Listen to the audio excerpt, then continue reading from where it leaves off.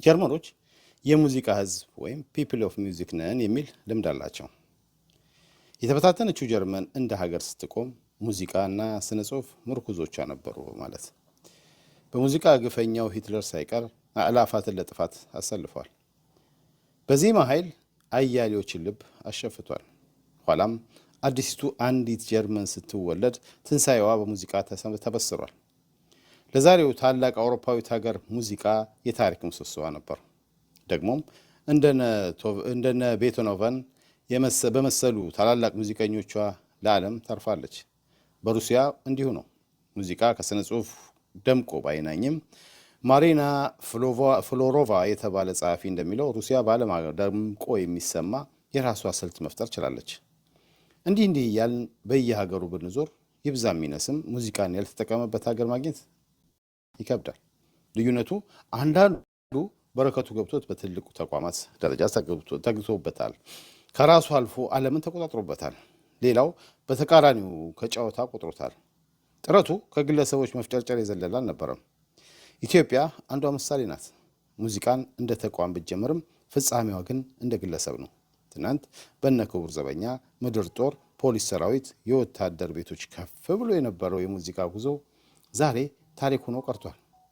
በዚህ ምክንያት ሙዚቃው መሪ አጥቷል። በተቋማት ያልተደገፈው የግለሰቦች ሩጫ አንድም በትላልቅ ተቋማት በሚመሩ የምዕራባዊ ዓለም የሙዚቃ ስልት እንዲዋጥ በር ከፍቷል። አንድም በንዋይ በሰከሩ የግለሰቦች ፉክክር ምክንያት ጭብጡን እንዲስት ሆኗል። በዚህ ሁሉ ወጀብ ውስጥ በተቋምም በግልም በንፋስ ሳይጠለፍ በማዕበል ሳይዋጥ አገሬን እንዳለ ስለ ሀገሩ እንዳዜመ ያለፈ አንድ ድንቅ ኢትዮጵያዊ ሰው ግን አለ። ያም የክብር ዶክተር አርቲስት ጥላሁን ገሰሰ። እርግጥ ነው ሌሎችም በርካቶች ስለ ሀገራቸው ዘፍነዋል።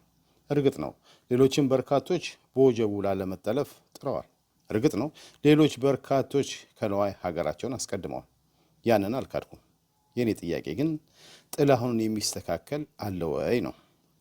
መስከረም 17 ቀን 1933 ዓ.ም የኢትዮጵያ ምድር የተቀላቀለው ጥላሁን ገሰሰ ሙዚቃን ካለበት የኢትዮጵያ ሕዝብ የሀገር ፍቅር ማህበር እስከ ክቡር ዘበኛ ኋላም ከግል ባንድ እስከ ግል ስቱዲዮች በሰራቸው ህልቆ መሳፍርት ስራዎች ውስጥ የሀገሩን ጉዳይ ላፍታም አልዘነጋም። በየአልበሙ የሀገር ዘፈን ማጣት አይታሰብም። ጥላ ከለላይ ሲል የጀመረውን የሀገር ዘፈን ጉዞ ቆሜ ልመርቅሽ በሚል የሀገር ዘፈን ተደምድሟል። ጥላ ከለላይ ኢትዮጵያ ሀገሬ በጣም ያኮራኛል ካንቺ መፈጠሬ። በዚህ ዘፈን ድምፃዊነቱን አሃዱ ያለው ጥላሁን ገሰሰ ከሀገር ፍቅር እስከ ክቡር ዘበኛ ከግል ባንዶች እስከ ግል ስቱዲዮዎች በዘፈነባቸው አጋጣሚዎች ሁሉ ሀገሬ ማለት አልዘነጋም። ከአያሌ ሀገራዊ ዘፈኖቹ ጥቂቶቹን በስም እንተዋወቅ። ሀገሬ ኢትዮጵያ፣ ተራማጅ፣ ድሌ ታጋዮች ነው፣ ወደፊት በሉለት፣ አባረህ በለው፣ ዘማች ነኝ፣ ውረድ በለው፣ ለአይነ ስጋ ያብቃኝ፣ ሁሉም በሀገር ነው፣ ኢትዮጵያ ለድል ታጠቃለኝ፣ አጥንት የሚከስከስ ውበትሽ ይደንቃል፣ የጠላሽ ይጠላ፣ ለእናት ኢትዮጵያና ቆሜ ልመርቅሽ። ሁሉንም መዘርዘር ስለማይቻል ጥቂቶቹን እናንሳ። በሀገር ፍቅር ወኔ እንደ እሳት እየነደደ ጆሮ በሚያለመለም ድምፁ እንኳን የቆመ ሙት በሚቀሰቅስ ስልቱ እንደ ብረት ምጣድ በጋለ ስሜቱ ከተጫወታቸው ምርጥ ስራዎች መካከል በውጭ ለሚኖሩ ኢትዮጵያውያን የዘፈነው ለአይነ ስጋ ያብቃኝ በሚል ዜማ አንድ እንበል። ይህን ዘፈን ሲጫወት እንደ ምንጭ ውሃ ከአይኑ የሚፈሰው እንባው ብቻ ብዙ ይናገራል። በእያንዳንዱ ግጥም ውስጥ የሰረጹት መልእክቶች ከነፍሱ ተዋህደው ከጥልቅና እውነተኛ ፍቅር የተቀዱ ውብ ስንኞች መሆናቸው አያጠራጥርም። እንኳንስ ደስታዬን የሰውነቴን ሰው እንኳን ነፃነቴን ጸጋ ክብሬን ትቼው በእናት ሀገር ምድር በሚያውቀኝ በማውቀው ስቃይ መከራዬን አንቺ ዘንድ ያድርገው። እስኪ ከጥሌ ሰምተን እንመለስ ትንሽ።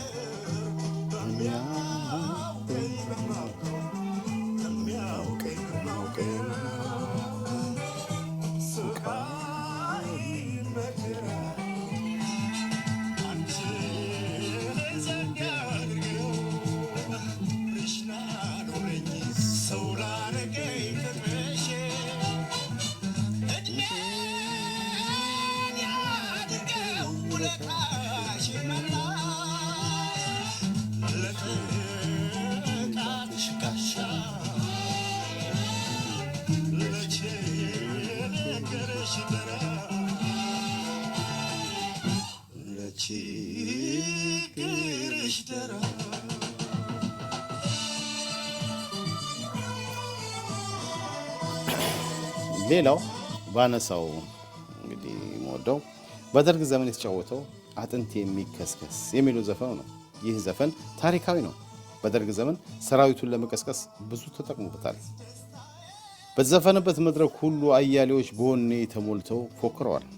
ጥላሁን አይኑን አፍጦ ጋሻውን ይዞ የጎራዴውን ስለት በአንገቱ እያሳረፈ በማራኪ የሙዚቃ ስልት ጋር የሚያሳየው ትዕይንት በርካቶችን በስሜት ቁጭ ብድግ አስብሏል።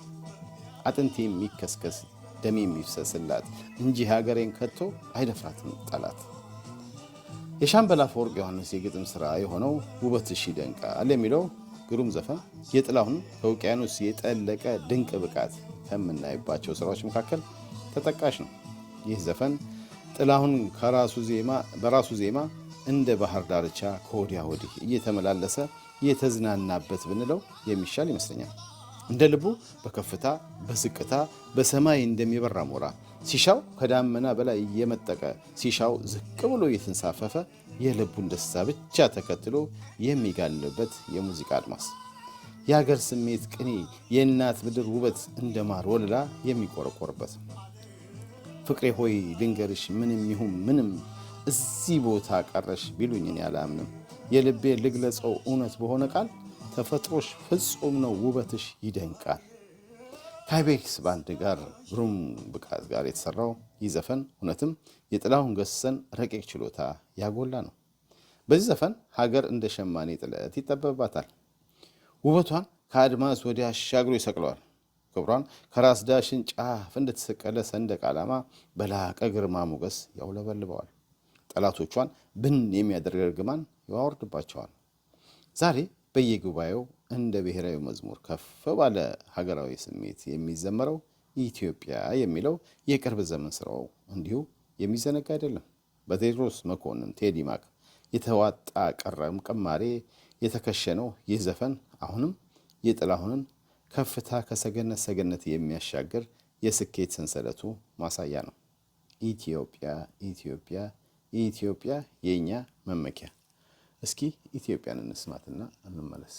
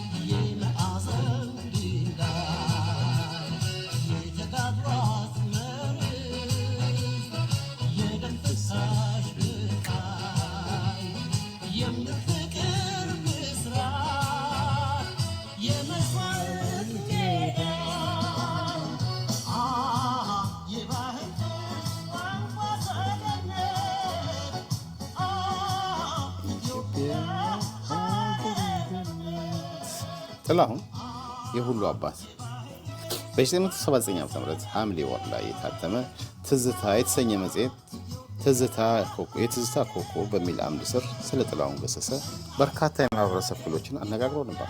ጋዜጠኛ፣ ወታደር፣ ዘፋኝ፣ ታክሲ ነጂ፣ ሊስትሮ፣ ጠራጊ ወዘተ።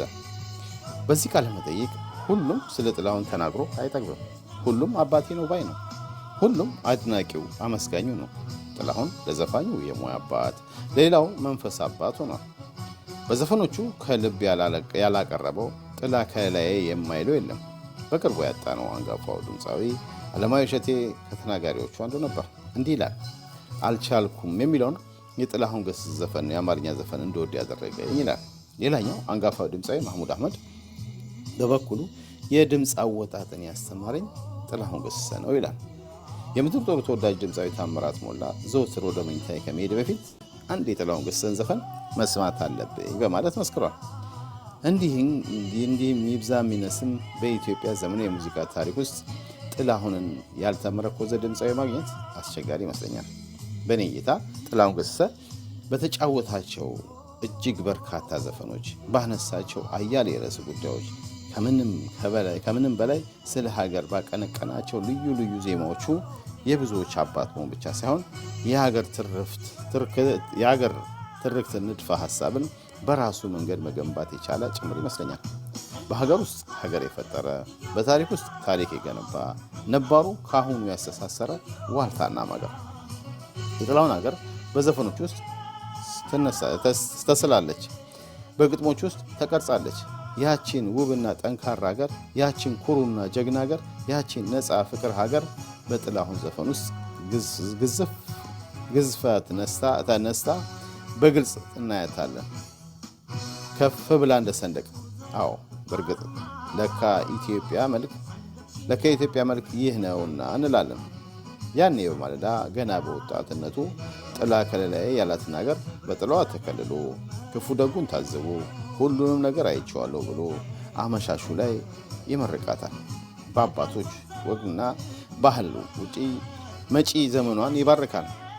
አንጀት በሚበላ ራሮት ቆሜ ልመርቅሽ እያለ ቆሜ ልመርቅሽ ተቀበይኝ እማ ሕይወትም መርቀሽ ሰጠሽኝ እኔማ ይህ ቀረኝ የምለው የሚቆጨኝ በዓለም ኢትዮጵያ እድሜ ላንቺ ያላየሁት የለም። አንገትሽ ራስሽን ችሎ ሊየውና ማግስቱን ይውሰደኝ 10 ሞት ይምጣና። እንግዲህ እንደ ጀርመኖች ወይም እንደ ሌሎች የምንኮራበት የጋራ የሙዚቃ ትርክት ባንገነባም ቢያንስ ጥላሁን ገሰሰን የሚያክል ቱባ መሰረት ይዘናል። መሰረቱን ሳንለቅ ነገን እንደ ምኞታችን ማበጀት ግን በእጃችን ያለ ወርቅ እድል ይመስለኛል። ያኔ በጥላሁን ልብ ውስጥ የተገነባችውን አገር በሁላችን ልብ ውስጥ ትገነባለች። እንግዲህ ዛሬ የክብር ዶክተር አርቲስት ጥላሁን ገሰሰን በዚህ መልክ አነሳን። እኔም እንግዲህ ቆሜ ልመርቅሽ ልጋብዛችሁና እኔም ዝግጅቴን በዚሁ አበቃለሁ።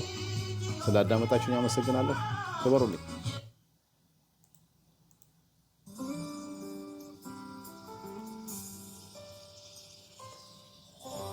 ቆሜ ልመርቅሽ